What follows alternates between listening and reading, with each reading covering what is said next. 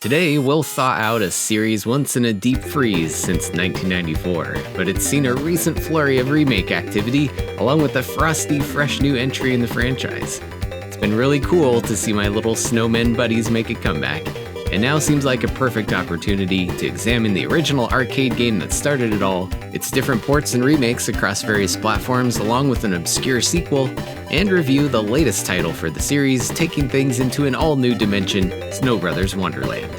Big thanks to Clear River Games for sponsoring today's video, and make sure to check the link in the description to grab that on Steam, or check the chapters of the video if you want to skip straight to that full review.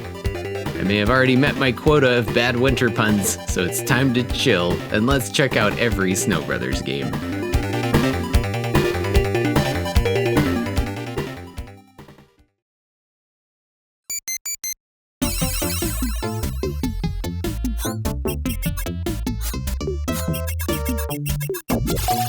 It all started in Japanese arcades in April of 1990 with the release of Snowbros, and with North American and European releases also following shortly thereafter. It was developed by Toaplan, who would be more well known for their shoot-'em-up titles like Tiger Heli, Truxton, and Zero Wing, but also have a few overlooked platformers in their history like Wardner and Horror Story.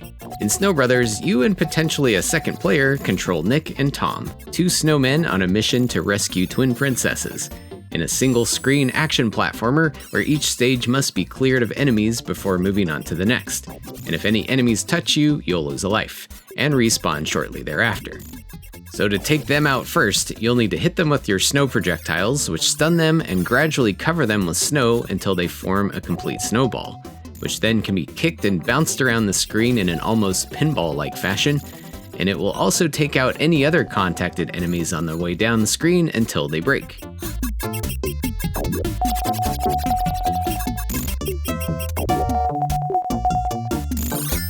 You can also get wrapped up in these snowballs yourself, which can come in handy if you want to quickly get to a different part of the screen, and also grants you a brief moment of invincibility when you pop out, which can be a big advantage to taking out your next foe if you can react fast enough. Enemies can drop various varieties of sushi when they die, which can be collected for points, with higher value item drops if you can take out multiple enemies with one snowball. Or even large money gifts will be rained upon the screen if you can take out every enemy in the level in one strategic snowball kick. The gameplay framework is immediately reminiscent of the arcade classic Bubble Bobble, released by Taito in 1986, a company Toaplan had often worked with before this on several games, but here it seems they would try to emulate its success with their own updated take on the formula. Other game mechanics include some power-ups you can obtain, such as upgrades to your speed, projectile reach, and power, or temporarily inflating yourself into an invincible doom balloon to quickly dispatch as many enemies as you can. There are also occasional item drops that trigger a quick bonus opportunity to collect the letters SNOW from these blue blob things, and getting all 4 will grant you an extra life. There are 50 levels in total, each of them rather short, but with different platform layouts and a different assortment of enemies, along with one boss fight per 10 levels.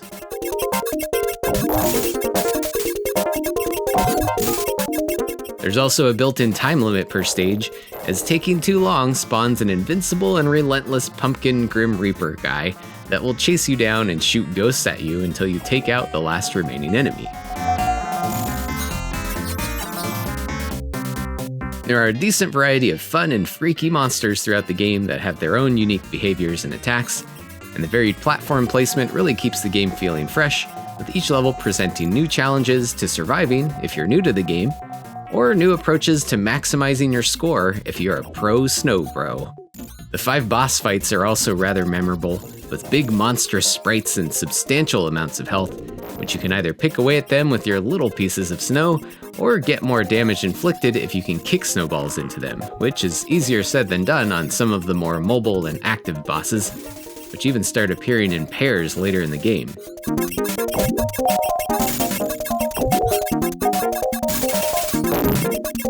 Everything culminates into an epic final boss fight, with 2 giant stone heads firing bubbles at you, which are either filled with fire, enemies, power-ups, or perhaps simply empty ones that will try to carry you into a deadly spiked ceiling. It's easy to assume that this may be a nod to the game that inspired Snowbros in the first place, as they might as well have had big Bub and Bob statues on the sides here. But it sure makes for a difficult and lengthy fight, fraught with button mashing and frantic action, and a very satisfying finish to the game.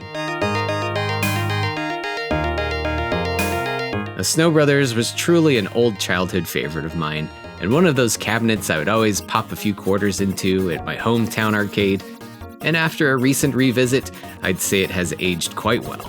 While it certainly feels a bit derivative at first, the snowball mechanics and combo scoring differentiates it from Bubble Bobble just enough to stay fresh, along with a healthy pace to the stages. The presentation also just exudes a fun energy, with great pixel art with lots of personality, and a very lively soundtrack. And there's plenty of challenge to be found here, as continuing will restart the stage you're on, so even credit feeding will present some hurdles to overcome, and those looking to beat the game on 1 credit will certainly need to become masters of snowball handling.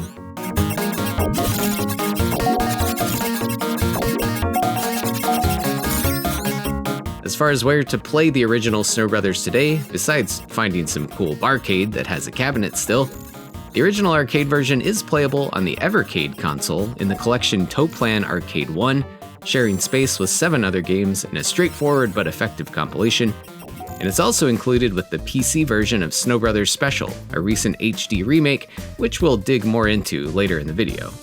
And it's no wonder Snow Brothers released with positive reception in sales, and would go on to receive a handful of ports on various platforms, which all have some interesting differences. The first of which to be released would be Snow Brothers Jr. on the Game Boy, developed by Dual, and published in Japan in May of 1991 by Naxat Soft, and in North America in January of 1992 by Capcom.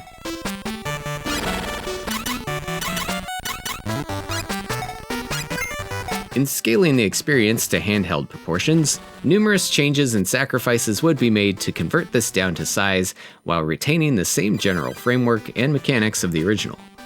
It does not offer a 2-player mode, so this time you are rescuing your bro instead of the twin princesses. It also runs at a slower pace in general, with a reduction in the number of enemies on the screen and the number of allowed snow projectiles you can be firing off at once. And even with this reduction, you might still run into moments of severe lag and slowdown, although it doesn't really detract from the game too often. The boss fights have also been shrunk down to size, especially the 3rd and 4th bosses who no longer have twins to deal with. So you could say in general, it's a more chill experience, and considerably easier than the quarter-munching arcade version.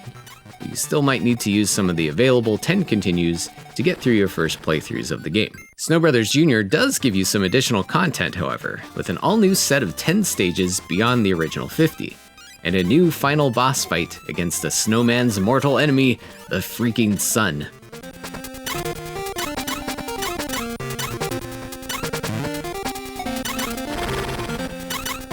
There are also little bonus rounds between every 10 stages, and brief cutscenes throughout the game as you collect mysterious tablets after every boss fight, which gradually begin to build some sort of lore in the Snow Brothers universe that was never really addressed in the arcade game.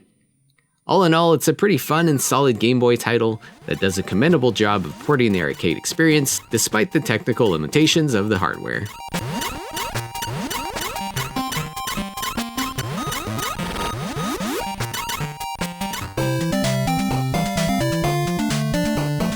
Snow Brothers would next storm onto the NES in the later part of 1991, developed by Soft House and published by Capcom in North America and by Toaplan themselves in Japan and Europe. One of the most notable additions to this version is a new opening cutscene lore dump with slowly crawling text, revealing that Nick and Tom were originally human princes that were changed into snowmen thanks to a curse by the evil King Scorch, hell-bent on world domination. Beyond that, we have a pretty decent conversion of the arcade original here, which is much closer than the Game Boy version. It has 2-player simultaneous co-op, and a handful of continues to get through the 50 stages and 5 bosses, but no extra levels in the standard mode.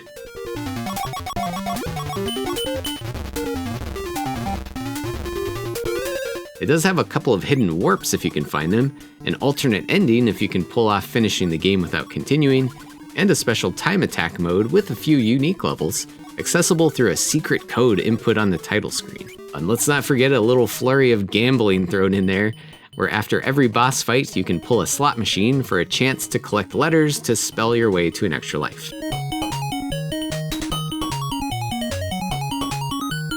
Otherwise, the game feel on this one is pretty good. It has a toned down and more reasonable amount of challenge, tailored for home play, and very solid graphics and sound, although the sprites are kinda lacking the detail of the original. But it's also worth noting on the collector side of things here, this game is pretty rare and expensive as far as NES games go, with loose cartridges selling for $200 to $300 recently, and complete in-box copies might just put a freeze on your bank account.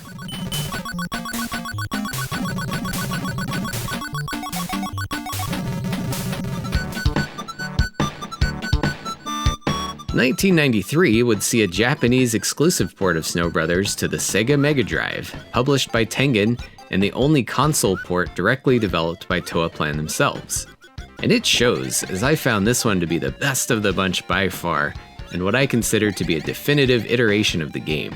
The graphics and game feel are essentially arcade perfect, and it's a real pleasure to control and play, and the reworked music sounds absolutely amazing on the FM sound chip.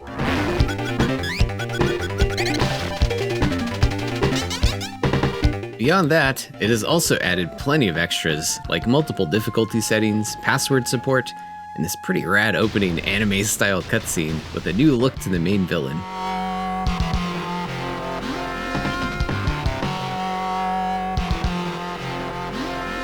And in the coolest twist of this version, upon finishing the 50th floor, you get treated to 20 more stages where you play as the princesses and have to rescue Nick and Tom instead. We even get a pretty great cutscene here too. It's admittedly a simple sprite swap, as the princesses control exactly the same, but it's a really fun role reversal in the story, and the all-new levels are very cool, with World 6 looking like you're in some weird techno-alien guts facility, and Level 7 shooting you into space. And that's not to mention some fresh new enemies and boss fights, culminating in a final confrontation with King Scorch himself. Snow Brothers fans should really experience these extra stages if they can. But rest in peace, game collectors, again on this one. It's a super rare title, pushing 4 figures for a legitimate box copy. Regardless, this version is a must-play. The additional stuff is really well done, and it's a very superbly executed home conversion. The snowbros were also slated to be ported to a handful of computer platforms such as the Amstrad GX4000, Atari ST, Commodore 64, ZX Spectrum, and the Amiga, the versions seen here. But none of them ended up being released, and we can only currently play the essentially finished Amiga port thanks to its prototype being leaked back in 2006. It was developed by the French division of Ocean Software, who had also worked on ports of similar titles Rainbow Islands and Pang. And it makes a valiant effort to recreate the arcade original, and does add some pretty cool detailed pixel art interludes of the bosses. It's single player only to keep the game running smoothly, and it's a bit brutal difficulty-wise unless you enable some cheats. Probably the most notable thing I found though, was a pretty wild new intro to further throw a loop in whatever Snow Bros lore has been accumulating over the different ports. Now he's a snowman struck by lightning?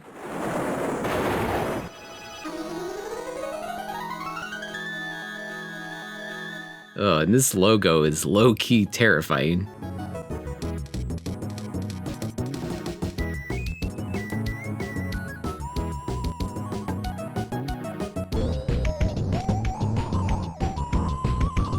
And in another more contemporary way to get some snowball flinging action on the go, Snow Brothers Classic was also released for iOS and Android mobile devices in 2020, which is essentially an emulated version of the arcade game, which by default sounds fine, but with inherently cursed touchscreen controls. It's also free to play, so naturally you'll also be dealing with ads and the typical mobile game currency nonsense to purchase continues. I guess there are probably worse things you could load onto your phone or tablet, and this could quickly satisfy a sudden Snow Brothers craving in a pinch, but it's definitely not the ideal way to play this.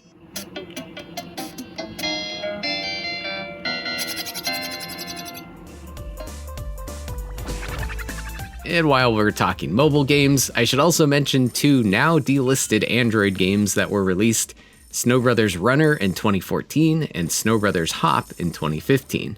I think you can probably guess what you're in for here on the titles alone.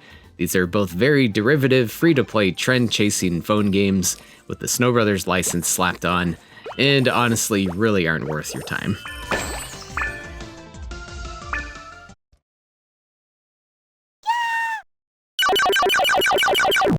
But let's go back to 1994 here, with the arcade release of Snow Brothers 2 with New Elves, which would end up being Toplan's final game release before going defunct that same year, and having a rather limited production run and naturally drifting off into arcade-exclusive obscurity for a while, without any ports for consoles or computer systems.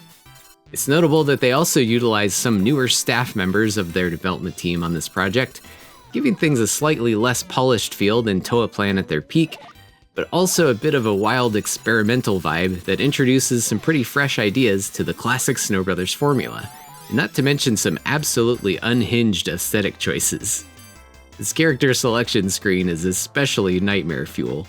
Which that brings us first to a new big change. You can now play 4 players simultaneously, and with all new characters that each have unique elemental-based ways of dispatching enemies. You still need to gradually envelop monsters with something, be it snow, electricity, wind, or water, and with the ending kick firing off in different patterns and directions once you've triggered it. And one slight maneuverability tweak for all characters is the ability to drop down from platforms, so there's no more getting stuck in little rooms waiting for the pumpkin dude to mercy kill you. Beyond that, the format is generally the same, working your way up through various single screen stages and clearing out every enemy, with the return of similar power-ups and scoring mechanics, and the occasional crazy boss battle.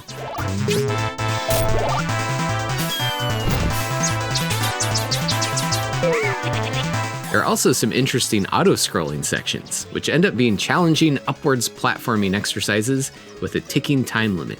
A nice twist on the usual level progression here, and it injects a quick touch of variety into the whole experience, which I'd say overall is a really fun one. I had never played this before starting to put this video together, and I had a great time with it. It doesn't stray too far from what made the original so much fun, and it has a wild and energetic vibe to it.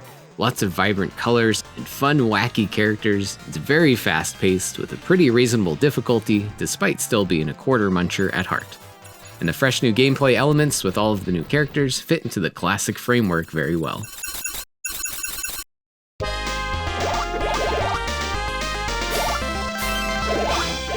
For playing this one today, it is available on another Evercade collection, Toplan Arcade 4, and is also seemingly to be included on the upcoming HD remake from the same crew behind Snow Brothers Special. And while it's a bit of a bummer that Snow Brothers 2 would be the final game before Toplan shuttered in 1994, it is cool to know some team members went on to form other notable development houses like Tamsoft, Rising, and the now legendary shmup developers Cave.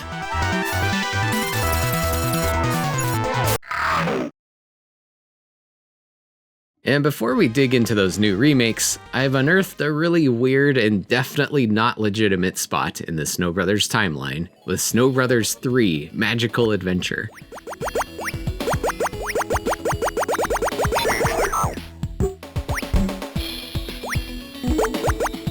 A ROM hack of the original Snow Brothers developed by Cermex, which are based in Mexico. Released in 2002 and attempting to ride the hype of the FIFA World Cup that year, Snow Brothers 3 replaces the snowmen with football/soccer uniform-wearing creatures, and snowballs are replaced with, you guessed it, soccer balls. The monsters have also been sprite swapped out, although I haven't quite been able to determine if they are stolen from other games or not, except for a few rather obvious examples.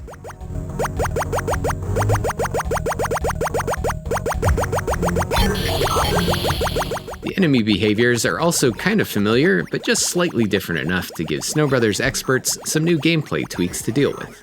So since it's still Snow Brothers 1 at its core, this isn't completely awful to play. It's pretty entertaining at times, especially seeing what random stuff ends up in the backgrounds.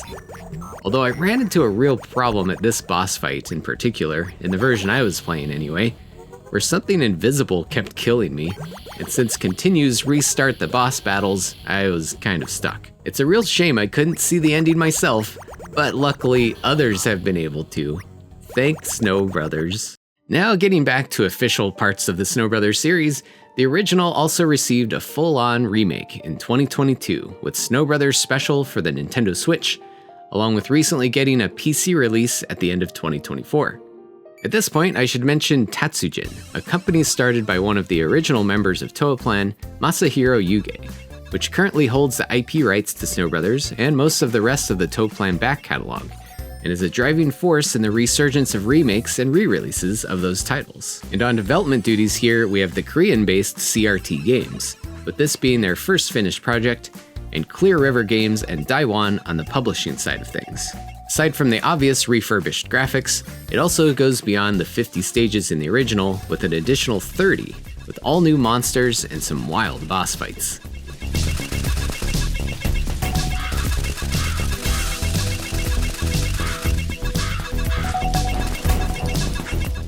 There are also different difficulty settings, and a fairly drastic but much welcomed difficulty spike in that newer portion of the game. Luckily, there are a couple of welcomed control tweaks. There is now a turbo option available to ease up on the frantic button mashing, and you can also enable the ability to drop down to lower levels, like in Snow Brothers 2. And one of the most interesting modes introduced here is the Monster Challenge mode, which was released as DLC for the Switch version, but is included by default with the Steam version. Basically, by completing various in-game achievements, you can unlock a wide range of playable monsters, so you can now go through the game again as your favorite creature, and each with their own special abilities. It's a really nice touch to make repeat playthroughs feel new. There's also a bit more effort put into building upon the Snow Brothers lore, which got rather muddied from all of the ports and regional differences over the years, with Special having a handful of cutscenes and setting up some story arcs that will come into play more heavily once we dive into Wonderland. And to top it off, the Steam version also throws in the original arcade game, a nice cherry on top to a very solid experience that should please most Snow Brothers fans. And I'll be honest, the new art style and music may initially be a bit off-putting for fans of the original pixel art aesthetic, but once you get used to it a bit, you might notice some of the monsters, especially the newly created ones, look especially cool and detailed. Overall, it's a nice way to experience the classic game with a modern touch.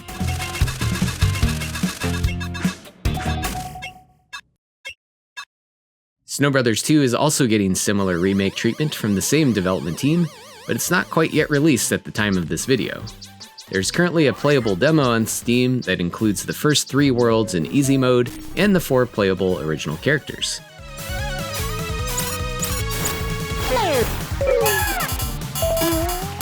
It would seem they also plan to have playable monster characters to unlock and the arcade original, and overall it seems to be on par with what was accomplished in remaking the first game. I'm looking forward to seeing what other new things end up in the mix once it finally comes out.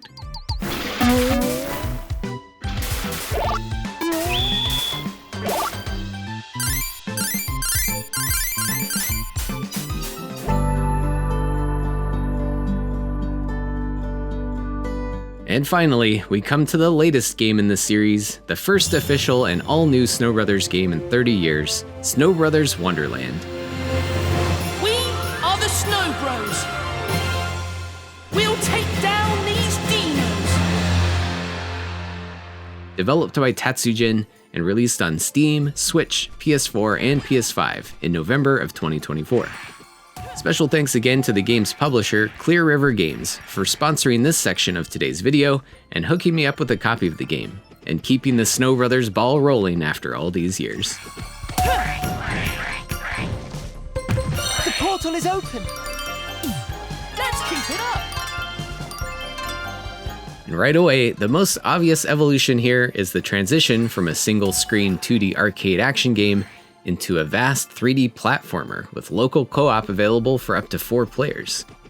Survivors of the N64 era may have every right to be skeptical of this kind of dimensional shift if they are beholden to the more straightforward gameplay of the original. But I gotta say, I was pleasantly surprised at what they pulled off here, even if this is a genre that I don't typically gravitate towards.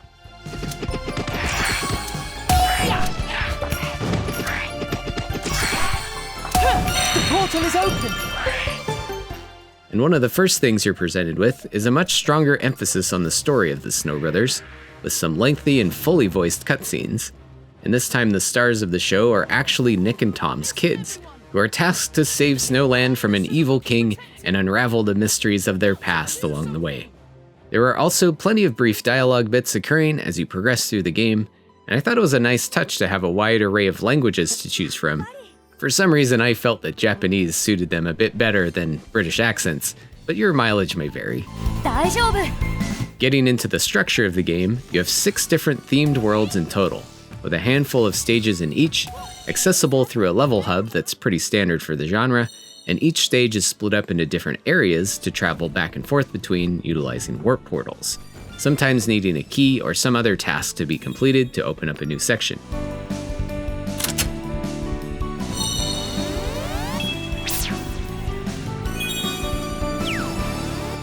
And while you'll now be running and jumping around in these wintry and colorful new 3D environments, the foundation of Snow Brothers gameplay is still intact, as you hurl snow at your enemies until they're a giant snowball, and proceed to kick said snowball into the other ones, and pick up those tasty pieces of sushi left behind. Naturally, there's a bit more to it now, as you can now actually aim that snowball in certain directions, sometimes turning situations into a coldly calculated game of snow billiards.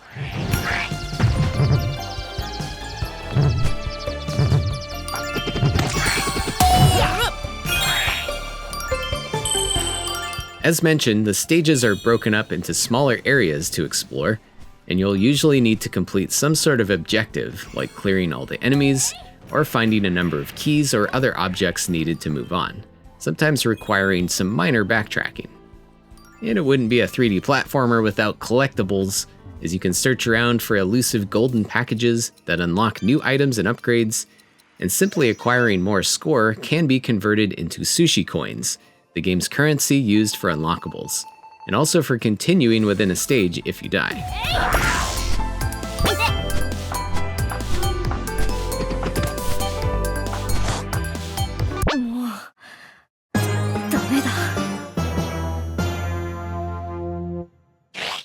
Scoring mechanics should be familiar to players of the original, with more points awarded for longer combos of enemy takedowns, which also spawn more valuable pieces of sushi. And even the special gift money drops come back for taking out enough in one shot. This is also a fine time to mention the difficulty settings, as easy, normal, and hard modes will directly affect how quickly you can build up your stash of sushi coins, but yet be punished with more expensive continues if you fail on the harder settings. So it's a nice element of risk and reward there, while making the game very accessible to all ages and skill levels.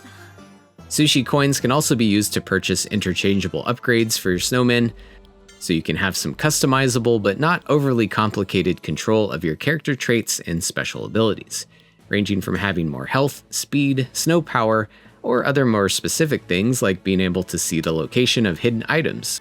Wonderland also sees a stronger emphasis on platforming gameplay, which escalates in complexity as the game goes on, and even gradually introduces all new mechanics like springboards, timed switches, destructible blocks, poisonous ground, and even some light puzzly bits.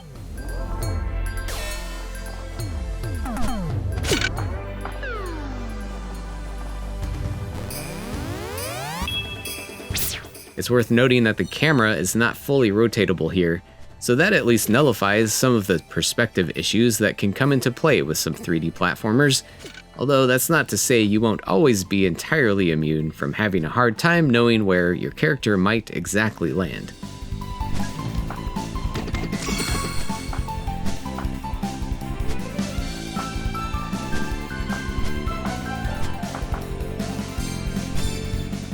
But getting into the meat of the game, I was pretty impressed with the worlds crafted here, with environments ranging from cozy winter wonderlands to lush otherworldly Greenlands. And we can't forget about the monsters. Some old favorites return, and there are plenty of new ones, of course.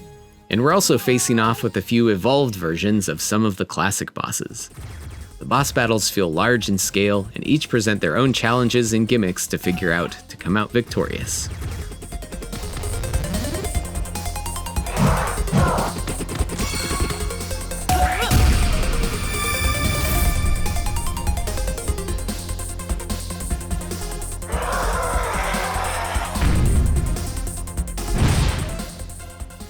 Again, it's a nice mix of new and old ideas here, and it's cool to see the homage and reverence for the original games in this new 3D space, even down to recurring motifs from the original soundtracks.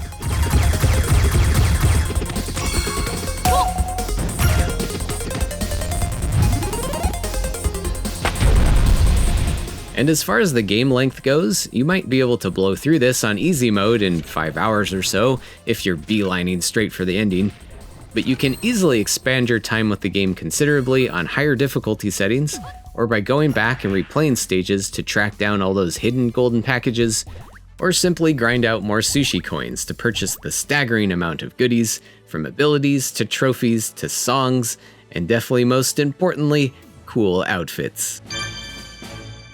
And for the price point, I found it to contain plenty of fun content to be satisfied with, and quite a lot to do if you're a completionist. Overall, I'm happy to report I have no big complaints on Wonderland, despite my initial skepticism of the perspective shift and genre change.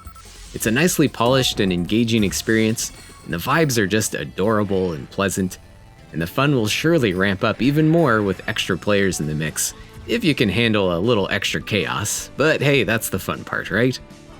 And it's flexible enough to be very accessible to younger players and still test the mettle of older gamers alike. I really only noticed a few minor odd things that will likely get patched out eventually, like occasional distortions in some of the louder sound effects, a grammatical error or two in the translation, or weirdly the game asks you if you want to delete your save data every time you purchase an item, but that kind of stuff is really pretty minor and didn't detract from the gameplay very much.